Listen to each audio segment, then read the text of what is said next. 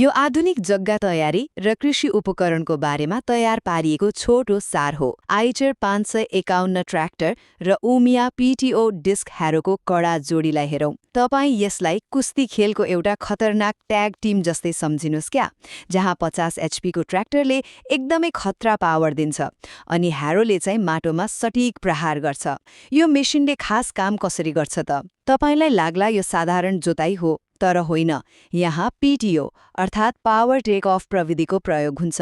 यसको मतलब ट्र्याक्टरले ह्यारोलाई भुइँमा त्यत्तिकै लतार्ने मात्र होइन नि, यसको आफ्नै इन्जिनले डिस्कलाई मज्जाले घुमाएर कडा माटोलाई धुलो पिठो बनाउँछ।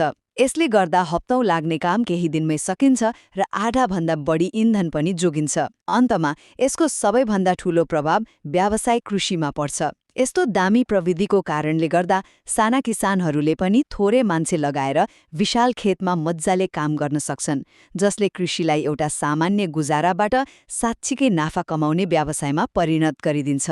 सही मेसिनरी छान्नु भनेको हलो छोडेर ट्र्याक्टर चलाउनु मात्र पक्कै होइन नि, यो त आफ्नो अमूल्य समय जोगाउँदै माटोसँगको लडाईँलाई एकदम स्मार्ट तरिकाले जित्नु हो।